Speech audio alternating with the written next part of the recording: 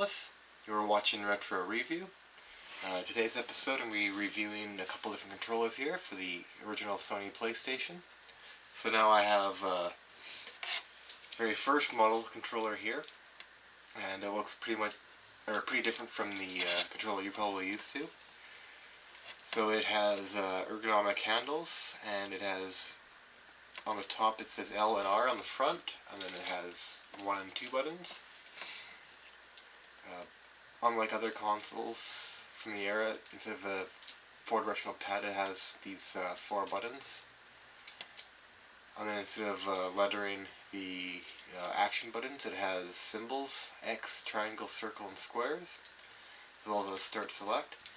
And another thing you'll notice is it's a very familiar gray color. Now I also have the exact same controller in white, but with black buttons instead of dark gray. And the plug for both the gray and the white one are the standard gray plug. And later on, I believe the original controllers do not actually have a rumble feature. However, the secondary models not only had motors in the handles to give a vibration, they also had dual analog sticks. So, as you can see, it's quite a bit different, and that's not the only change. They also made the R2 or L and R2 buttons a lot bigger, and they also added an analog button at the bottom here and a little LED to indicate that it's turned on. So this controller here, the model number is SCPH-1080, and the analog controller is SCPH-1200.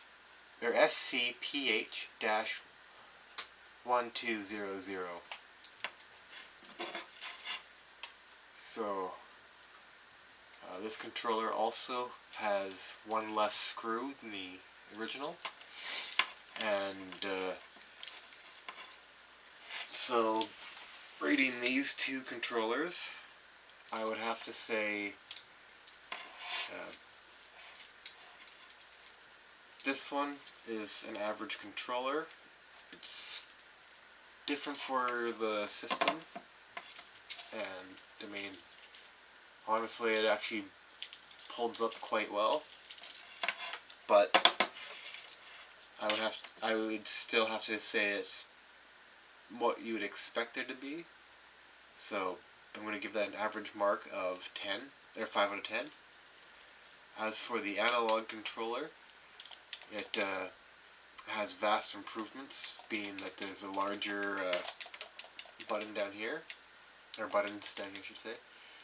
The addition of the analog sticks was really handy, and the fact that you can turn on or off the analog is really nice too. And the addition of the large and small motor in either the legs of the controller to give you some feedback is really, really nice as well. So I would have to give this one probably just I'll give this an 8 out of 10 for the dual analog version. As a side note, all original PlayStation controllers are forwards compatible with the PlayStation 2, and if you have an adapter, they will also work on your PlayStation 3s. That being said, the PlayStation 2 controllers also have extra features, and if your game requires it, your PlayStation 1 controllers will not work. And I believe these controllers will only work on games that do not require the analog, so I don't think there's that many on the PlayStation 2. So, as far as these controllers go, if you want to play them on a PlayStation 1, either controller works great. It depends on which game you're playing. If the game supports analog, you're going to want the analog controller. If the game has no support for analog, then this controller is perfectly suitable. If you're wanting to use it for PlayStation 2, this controller, the analog controller, will work on most games.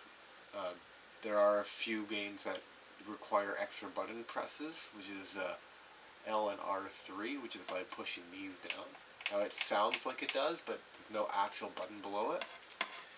So, again, I would recommend these only for use on your PlayStation 1, but other than that, they are good controllers either way. And as far as your collection goes, I would say, put this in your collection to have it, and have this in your collection to use it. Thank you for watching, and I hope you enjoyed this video.